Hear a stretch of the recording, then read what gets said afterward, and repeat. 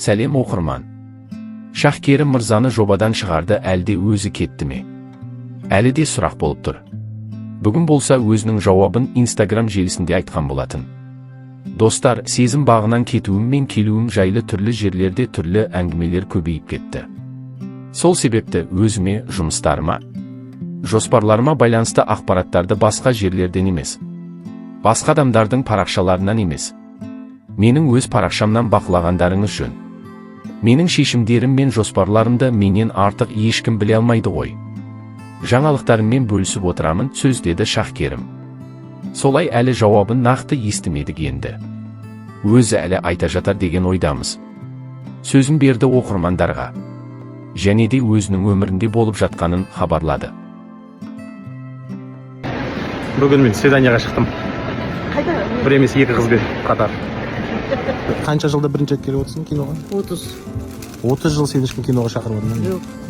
И то сама напросилась. Не деген баламыз біз. Сен бірақ бармайтын едің ғой вообще шақырсақ. Неге болмаған балалық шаққа бармын дейді? Ақберен үшін. Ақберен үшін. Ерекше дейді, бәрі жылап шығып жатыр дейді. Орамамыз дайындай ғой. Бәрі жылап шығып жатыр дейді, сонда айтсам ба? Неге? Енді. Аянышты. Кеше болса романтикалық кешін ұйымдастырғанын көрсетті. Кеше мен романтикалық кеш ұйымдастырдым.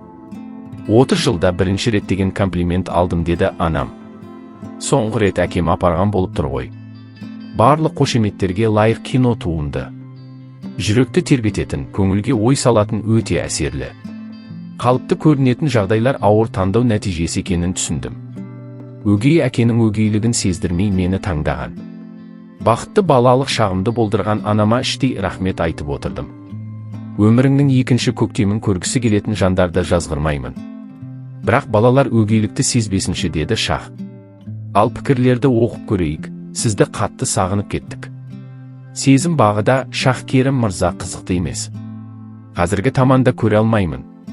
Өйткені сіз эфирде жоқсыз. Анаңызға Алла күш-қуат берсін, жасасын. Шах мырза, эфирге ертерек оралыңызшы, сізсіз қызық емес. Қашан келесіз эфирге? Жобаны ортасында тастап үнсіз кеткенің дұрыс болмады. Сені күтіп қарайтын көрермендерге хабарын айтуым керек. Жобаның мәні кетті, қарамайтын болдық. Камила созып, уақыт өтсе болды деп отыра береді. Шахкерім басынан келе жатып, бұлай кеткеніңіз дұрыс болмады, тіпті қызықсыз. Шах мырза, балам айналайын, сіз үлкен қоғамда орны бар тұлғаның баласысыз. Сіз сезім бағы жүргізбей ақ қойыңызшы.